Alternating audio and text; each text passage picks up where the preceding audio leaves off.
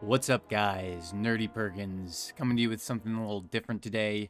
With the mangas about to be starting back up, I thought I would go and take a look through the Road to Laugh Tale series that was kind of released in Jump of Japan for the past few weeks to kind of fill the void of One Piece in Shonen Jump. At least I'm pretty sure that's where all this was posted. And this was translated by the guys over at TCB. At least I'm pretty sure, because I don't think this was officially translated. Before we hop into this, there's going to be spoilers, at least up to the most recent chapter of One Piece. So I'm not going to spoil whatever, because I think there's spoilers already out for whatever the new chapter is. And please, if you've already know stuff, please don't post spoilers below. I want to try to remain unspoiled and do a live reaction later. But I repeat, there will be spoilers. Do not come past here if you have not read up to the most recent chapter of One Piece. And cool, we will jump into it then. So we start out with a good shot of Roger.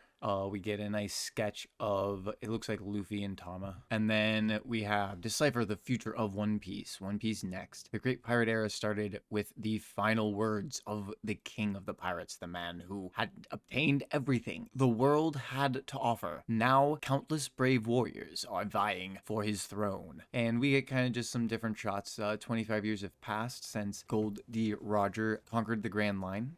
And we see just various shots from Roger's journey. So we get the birth of the next Pirate King is nearly upon us. And see some shots from Wano with Luffy versus Kaido. And let's just jump, I think, the next page. Yeah, the next page is a timeline, which is pretty cool. So we have retracing Gold D. Roger's adventurous course. So we see that 77 years ago, he was born on December 31st. Born in Logtown in the East Blue. We don't know exactly how long ago he formed the Roger Pirates, which is interesting. About 50 years ago, and we don't know the exact age he gained renown as a rookie. And at age 39 years ago, age 38, he reached Lodestar Island, restarted his voyage from scratch. 38 years ago, age 39, so a year later, God Valley Incident fought side by side with his old rival Garp. So that is interesting that the God Valley is after his first journey. So he restarted his journey and then he fought at God Valley. So that is interesting. So wonder if that has something to say about where we may go after seeing if we even see Lodestar, because technically the Straw Hats have gotten past the point where you need to go to Lodestar. But anyway, 28 years ago, when he was 49, he contracted an incurable disease. So he contracted it fairly late in life, or at least midway in life for not even midway, I guess, for One Piece characters. But anyway, we see that the year after that he battled with Edwards. 26 years ago, poached Kozuki Oden from Whitebeard's crew, collected all the 4 Road Poneglyphs. And we have the side stuff. It kind of talks about him going on various journeys, but I think I'm going to stay focused on the timeline. We then get 25 years ago, age 52, he successfully conquered the Grand Line and named the final island the Laugh Tale, disbanded Roger Pirates. And the year after that, he voluntarily surrendered himself to the Navy and was executed in Logtown, the place of his birth, East Blue. And let's see. Birth of the Pirate King, followed by the death of his crew. Final drink with Whitebeard. After raucously trading stories with his longtime rival, the man who lived through the same era as him, Roger decides to tease the meaning behind the initial D. Basically saying that, Whitebeard probably knew a little bit something. This is actually why I wanted to go through this, because it does talk about some interesting things and kind of teases at stuff that a lot of people have been expecting or theorizing. So entrusted his child to his comrade in arms, Garp. Very interesting. And then at the end, he used his dying embers of his life to spark a great blaze that would engulf the entire world. Interesting. So unresolved mysteries of Roger. So this will be interesting. Many questions about the life of the Pirate King remain unanswered. Here are just a few examples. His romance with Rogue, indeed. His beloved blade Ace. Which, yeah, if you didn't know, his blade is actually named Ace, so Ace is named after his sword. Roger's go-to weapon during his voyages. He bestowed its name upon his own son. What does this imply about his relationship with Rogue? Interesting. Is Shanks Tears? Shanks was still a young boy on Roger's crew, but there seemed to be complex feelings behind his tears.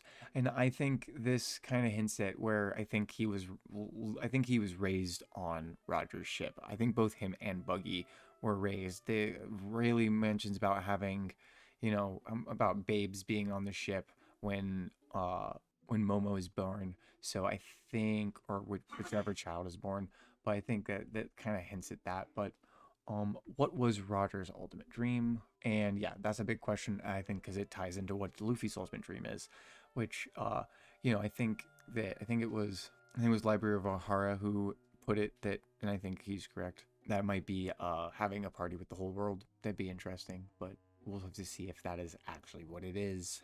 All right, we get some big lore information about the Palm Glyphs. One side kind of breaks down the Palm Glyphs in general. I'm not gonna go too much into detail on that. You have the ancient messages. They tell you about how they work. The Kozuki clan made them. That stuff is not as interesting. What we really want is this other side where it says 26 years ago, talks about where the Road Poneglyphs are. So we knew they were on Zoe, location unknown, in Big Mom's possession. So, we don't know exactly where the Road Poneglyph for Big Mom was originally, but it was moved at some point and Roger got it. And then the final one is on Fishman Island. And I love that they're like present time and they've mentioned, we've acquired the two, the whole cake and the Zoe. And it says Wano country in possession of Kaido. So I'm curious because we haven't, or no, I guess Robin's seen it. So, or I guess we didn't, I don't know if we got confirmed whether that was Road or not. So anyway, presumably that will be acquired shortly. So then the last one was on Fishman Island 26 years ago, but not anymore. Where could it have gone? And I love this actually because they go, where is the final stone? It must be somewhere unexplored by the Straw Hat crew. So I like that they're like, which one do you think it's gonna be? And I love that they give some examples here and it's really fun. So is the final Road Poneglyph in a region the Straw Hats have yet to visit? Probably, now that you're saying this. Maybe it's in one of these places. So they mentioned Elbaf, the land of the giants. The once sunny town now plagued by corpses, Vera. I'm wondering, no, that's not, I don't think that's the same place as, oh yeah, because that's way before Law, but that's I don't even know when that was mentioned. So if you have a thought, let me know. It must be maybe the ship that fell from the sky before Skypiea. And then we have Blackbeard's base, the pirate island. There are more possibilities too. The world is vast and with many obscure islands. We have Risky Red Island, Raijan Island, Mystoria Island, Balloon Termina, Yukikuri Island, Empty Bluffs Island, Apolline Island. They just mentioned a bunch of basically random islands. Blackbeard isn't the only pirate to claim an island as their base. Turf wars are common in the New World. So I'm wondering if that'll be part of an arc coming up, is if Luffy will, Luffy and his crew having to either fight for some of his turf or like trying to regain turf.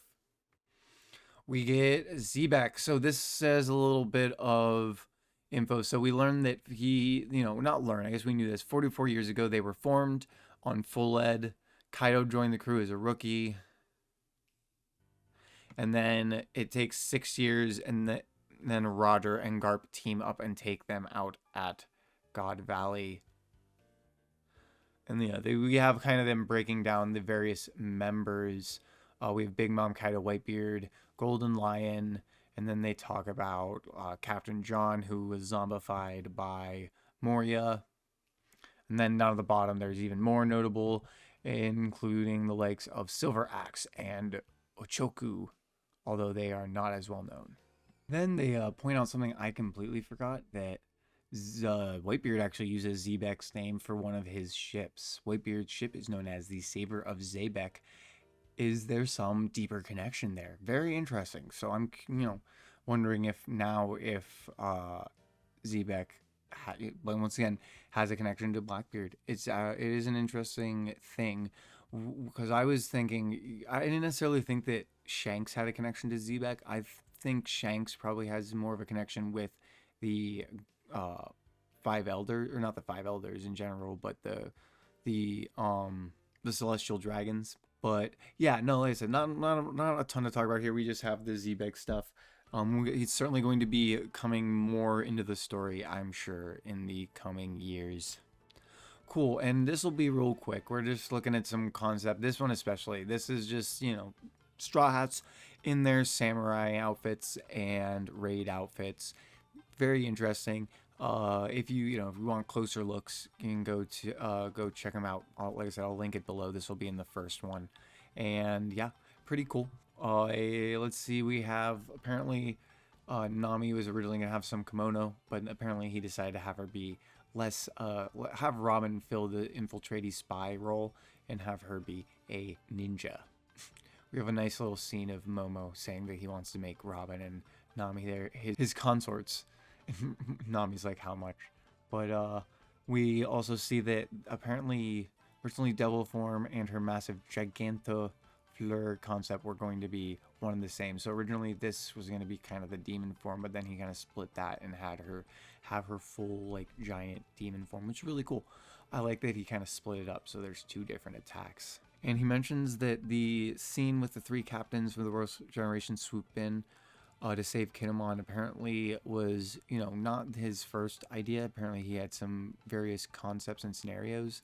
I don't really think it says. I think these are all from the what actually happened, so they don't really say or what those are. I'd be curious to hear, if he talks about those later on at some point.